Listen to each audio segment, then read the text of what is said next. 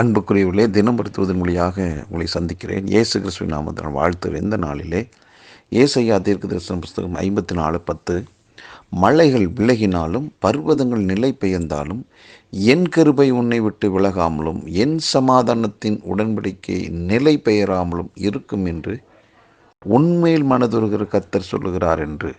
இந்த வார்த்தையை அனைவரும் நன்றாக கேள்விப்பட்டிருப்போம். இந்த வார்த்தையில் ஆண்டவர் சொல்லக்கூடிய ரொம்ப ரொம்ப முக்கியமான ஒரு விஷயம் என்னென்னா, உலகத்தில் எல்லாமே நிலையற்றது, விலகி போகக்கூடிய ஒன்று தான். அதே போல் நானும் நீங்களும் ஆண்டவரை நேசிக்கிறோமே, அவர் மேல் அன்பு வைக்கிறேன் என்று சொல்லுகிறோமே, அதுவும் நிலையற்றது தான்.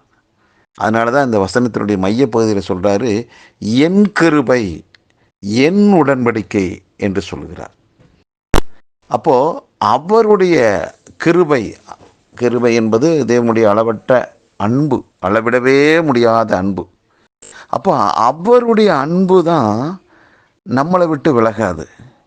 நாம் அவர் மேலே வைக்கிற அன்பு மாறலாம். நானும் நீங்களும் அவரோடு உடன்படிக்கை பண்ணுறோமே, ஆண்டவரே நான் அப்படி இருப்பேன் இப்படி இருப்பேன் என்று சொல்லியெல்லாம் அதுவெல்லாம் மாறி போகும். அப்போ எதுதான் மாறாது? அவருடைய அன்பு, அவருடைய கிருபை, அவர் நம்ம மேலே வச்சிருக்கிற அந்த உடன்படிக்கை, அவர் கொடுத்த வாக்கு, இவை எதுவுமே மாறாது. மொத்தத்தில் அவரிடத்திலிருந்து வருகிற எதுவும் மாறாது. நம்மிடத்திலிருந்து அவரை நோக்கி போகிற ஒவ்வொன்றும் மாறுவதற்கு வாய்ப்பு இருக்கிறது. ஆகவே அவர் சொல்லியிருக்கிறார், கிருபை விலகாது என்று, சமாதானத்தின் உடன்படிக்கை நிலை பெயராது என்று சொல்லியிருக்கிறார். ஆகவே இந்த உலகத்தில் ஒரு மனிதனாகிய ஒவ்வொருவருக்கும் என்பதை விட தேவ பிள்ளையே, உங்களுக்கும் எனக்கும் கிருபை கொடுக்கப்பட்டிருக்கிறது அல்லவா? அந்த கிருபை உங்களை உயர்த்தும்.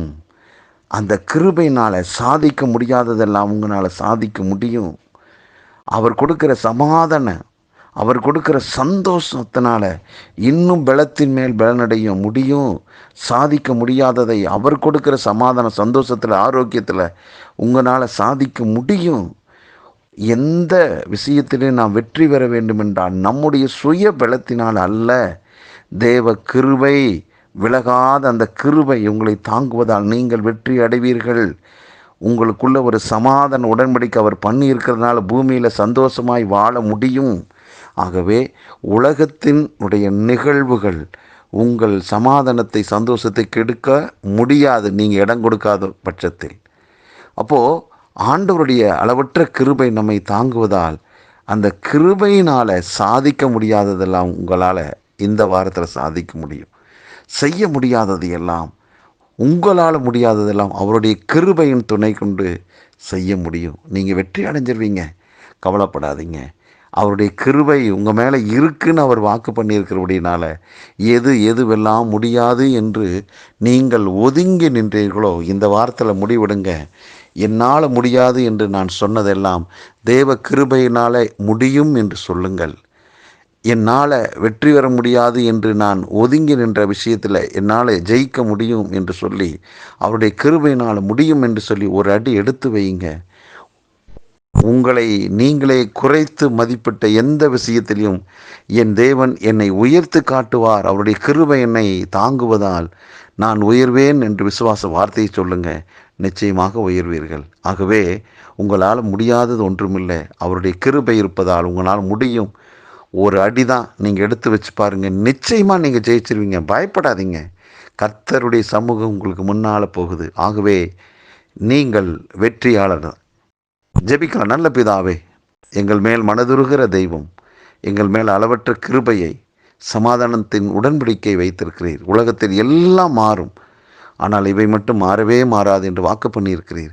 அந்த மாறாத கிருபையும் சமாதான உடன்படிக்கையும் எங்களுக்குள் இருப்பதால் இந்த பூமியிலே நாங்களும் ஒரு வெற்றியாளனாக வாழ முடியும் என்று உம்முடைய வார்த்தையின் மூலமாக நாங்கள் அறிந்து கொண்டோம்.